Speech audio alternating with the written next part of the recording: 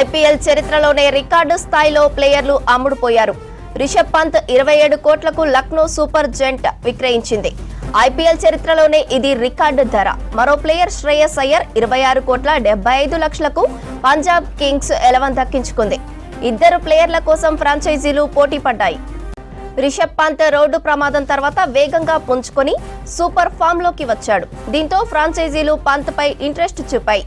ఇటు కోల్కతాకు శ్రేయస్ అయ్యర్ గతేడాది IPL title అందించాడు. ఆల్రౌండర్ హర్షదీప్ సింగ్ ను 18 కోట్లకు పంజాబ్ కింగ్స్ 11 కొనుగోలు చేసింది. రబాడాను 10 కోట్ల 75 లక్షలకు గుజరాత్ టైటాన్స్ సొంతం చేసుకుంది. ఇక మిచెల్ స్టార్క్ ను ఢిల్లీ 11 కోట్లకు కొనుగోలు చేసింది. అనిల్, ఐపీఎల్ వేళల్లో కొత్త రికార్డులు క్రియేట్ అవుతున్నాయి. అప్డేట్స్ ఏంటి? రైట్ శ్రావంతి, ఐపీఎల్ చరిత్రలోనే ఇప్పటి వరకు మనం చూసుకోవచ్చు. గతంలో 24 కోట్ల 75 లక్షలకి మనకి స్టార్క్స్ అంటే గతంలో అత్యధిక ధర పలికాడు. కానీ ఇప్పుడే మనకు శ్రేయస్ అయ్యర్ కనుక చూసుకున్నట్లయితే 26 కోట్లు .75 సిఆర్ కంటే అతను ఏదైతే అంత ధర పలికాడో అంత కొంత సమయంలోనే ఇటు రిషబ్ పంత్ కూడా అందులో చేరేసి ఏకంగా ఐపీఎల్ చరిత్రలోనే రికార్డు సృష్టించాలని చెప్పొచ్చు. 27 కోట్లకు గాను అటు లక్నో రిషబ్ పంత్ను దక్కించుకుంది. అంటే రిషబ్ పంత్ గతంలో ఢిల్లీ కెప్టెన్స్గా వివరించాడు. తర్వాత వికెట్ కీపరు, మంచి బ్యాట్స్మెన్. సో అతనిపైన చాలా దృష్టి పెట్టారు. అతను అంటే హైదరాబాద్, బెంగళూరు ఇట్లా పోటీ పడను లాస్ట్ చివరిగా మాత్రం లక్నో రిషబ్ పంత్ను దక్కించుకుంది. తర్వాత మొహమ్మద్ షమీని మనం చూసుకోవచ్చు. అంటే నేను ఇందాకే లైవ్లో చెప్పినటువంటి విధంగా మొహమ్మద్ షమీని SRH సన్ రైజర్స్ హైదరాబాద్ దక్కించుకుంది. 10 కోట్లకు గాను దక్కించుకుంది. ఎందుకంటే మనకు భువనేశ్వర్లోని లోటును మొహమ్మద్ షమీ తీరుస్తాడనే చెప్పొచ్చు. ఎందుకంటే భువనేశ్వర్ ఇతను లేడు, ఇతను మంచి ఫేస్ బౌలర్ కాబట్టి SRHకి ఇది ఒక మంచి అవకాశం అని కూడా చెప్పొచ్చు. తర్వాత కేఎల్ రాహుల్ పైన కూడా ఇంకా వేలంలో ఇంకా రన్నింగ్లో ఉన్నాడు. కేఎల్ రాహుల్ కూడా ఇప్పటివరకు ఇంకా వేలంలో పాల్గొనలేదు. కేఎల్ రాహుల్ పైన కూడా ఎక్కువగా దృష్టి పెట్టే అవకాశం ఉంది. మరి ఈ రికార్డు బ్రేక్ చేస్తాడా లేదా అనేది చూడాలి. ఎందుకంటే ఆయన గతంలో కూడా లక్నో టీంకి సంబంధించి కెప్టెన్గా వివరించాడు.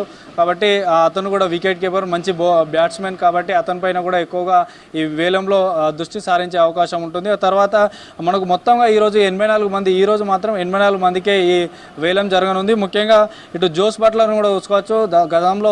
గత సీజన్లో రాజస్థాన్ రాయల్స్లో మంచి బ్యాట్స్మెన్, ఎక్కువగా సిక్స్లు కొట్టి సెంచరీ, హాఫ్ సెంచరీలు కూడా తక్కువ బాల్స్లో ఎక్కువ స్కోర్ చేసినటువంటి వ్యక్తి జోస్ బట్లర్. ఇతన్ని 17.75 కోట్లకు గాను గుజరాత్ టైటన్స్ ఈసారి సొంతం చేసుకున్నటువంటి పరిస్థితి. తర్వాత రబాడాను కూడా గుజరాత్ సొంతం చేసుకున్నటువంటి పరిస్థితి. తర్వాత గత సీజన్లో మాత్రం జోస్ బట్లర్కి కేవలం 10 CR అంటే 10 కోట్లకే ఉండేది. ఈసారి కొంచెం 5 కోట్లు ఎక్కువగా వెచ్చించి అతన్ని ఏదైతే గుజరాత్ దక్కించుకోవడం జరిగింది. తర్వాత మిచెల్ స్టార్క్ కూడా అంటే గతంలో ఏదైతే ఎక్కువగా వెచ్చించినటువంటి ప్లేయర్లను ఎక్కువగా తీసుకోవట్లేదు. ఎందుకంటే అతను గతంలో స్టార్స్కి 27 కోట్లు ఉంటే ఇప్పుడు 11 కోట్లకు గాను ఢిల్లీ క్యాపిటల్స్ సొంతం చేసుకుంది. ఎందుకంటే ఈ ఐపీఎల్లో కూడా మనకు ఎక్కువగా యంగర్స్ అంటే యువత ఎక్కువగా యంగ్ ప్లేయర్లనే దృష్టి సారించి వారినే తీసుకున్నటువంటి పరిస్థితి. ఎందుకంటే మనం చూసుకోవచ్చు SRHలో అభిషేక్ శర్మ, నితీష్ కుమార్ రెడ్డి ఇలాంటి వారిని కొంచెం యంగర్స్ని ఎక్కువగా దృష్టి సారించారు, వారినే తీసుకుంటున్నారు. ఇటు మొహమ్మద్ షమీ కూడా చాలా మంచి ఫేజర్. ఎందుకంటే అతను డెత్ ఓవర్లో చాలా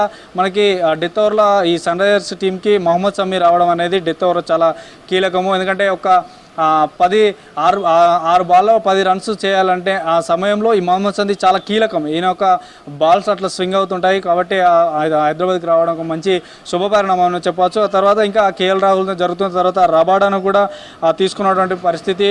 తర్వాత రిషబ్ పంత్ మాత్రం 27 కోట్లకు గాను రికార్డు బ్రేక్ చేశాడనే చెప్పవచ్చు. తర్వాత 18 కోట్లకు గాను అటు ఆర్టీఎం ద్వారా అంటే పంజాబ్కి సంబంధించినటువంటి గత సీజన్లో ఆడినటువంటి హర్షదీప్ సింగ్ను పంజాబ్ ఆర్టీఎం ద్వారా తీసుకుంది. ఆ తర్వాత శ్రేయస్ అయ్యర్ను కూడా పంజాబే తీసుకుంది. ఎందుకంటే మనకు ఇప్పటి వరకు 10 ఫ్రాంచైజీలు 10 టీంలు ఉన్నాయి. 10 టీంలలో 4 టీంలకు కెప్టెన్లు కొరత ఉండేది. కానీ ఇప్పటికే మనం చెప్పగానే చెప్పవచ్చు శ్రేయస్ అయ్యర్ను. ఎందుకంటే గతంలో కింగ్స్ 11 పంజాబ్కి శిఖర్ ధవన్ కెప్టెన్గా వ్యవహరించేవాడు. ఇప్పుడు ఆ లోటును శ్రేయస్ అయ్యర్ తీర్చబోతున్నాడు. తర్వాత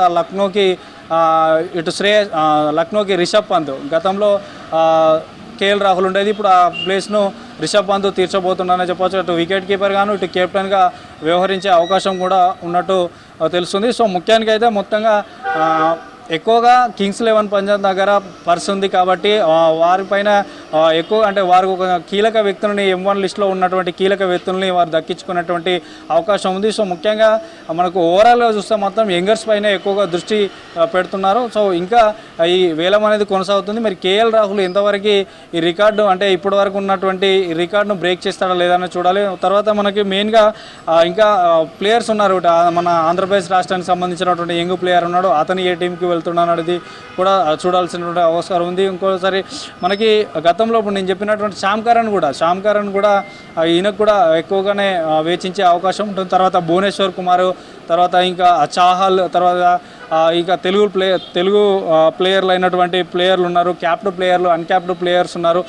వీరిని కూడా తీసుకున్నటువంటి పరిస్థితి ఉంది. ముఖ్యంగా ఇంకా మనకి లివింగ్ స్టోన్, డేవిడ్ మిల్లర్ కూడా ఆల్రెడీ 7 కోట్లకు గాను సోల్డ్ అవుట్ అయినటువంటి పరిస్థితి. తర్వాత ఇంకా మహమ్మద్ సిరాజ్ గతంలో రాయల్ ఛాలెంజ్ RCB బెంగళూరు తరఫున ఆడిండు. తర్వాత ఇప్పుడు ఎవరికి ఏ టీం తీసుకుంటున్నారు అనేది కూడా చూడాలి. ముఖ్యంగా ప్రతి 3 సంవత్సరాలకి మెగా వేలం జరుగుతుంది. మెగా వేలంలో అంటే వచ్చే 3 సీజన్లకు గాను ఇదే పద్ధతి, అంటే ఇప్పుడైతే ఎవరైతే ఈ మెగా వేలంలో ఆ టీంలు దక్కించుకుంటారో ఇవే టీంలను కనుక ఇట్లే రన్ అవుతుంటాయి. సో మొత్తానికి అయితే ఇంకా ఈ వేలం జరుగుతూనే ఉంది. ముఖ్యంగా మనకి ఇంకా లేటెస్ట్గా చూడొచ్చు, మనకు చాహల్ కూడా మనకు ఇప్పుడు లైవ్లో ఉన్నాడు, వేలం పాడుతున్నారు. అతను స్టార్టింగ్ 2 CR అంటే 2 కోట్ల నుండి స్టార్టింగ్ చేశారు. తర్వాత ఎక్కడ వరకు అంటే ఇంతవరకు వెళ్తాడు, ఇతను కూడా మంచి స్పిన్ చేస్తూ ఉంటాడు కాబట్టి ఇతను కూడా ఎంతవరకు వెళ్తున్నాడు చూడాలి. మనకు లక్నో ఇటు డేవిడ్ మిల్లర్ని 7.50 CRతో దక్కించుకున్న తర్వాత మనం ఇందాక చెప్పినట్టు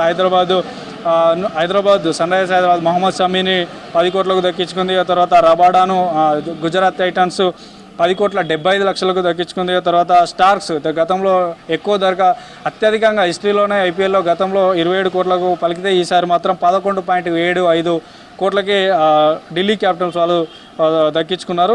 రిషబ్ పంత్ మనం చెప్పినట్టు 27 కోట్లు. సో ఇట్లా ఇంకా కొనసాగుతూనే ఉంది మెగా వేలం. సో కేఎల్ రాహుల్ మరి ఎంత రికార్డ్ బ్రేక్ చేయబోతున్నాడు అనేది చూడాలి శ్రవంతి.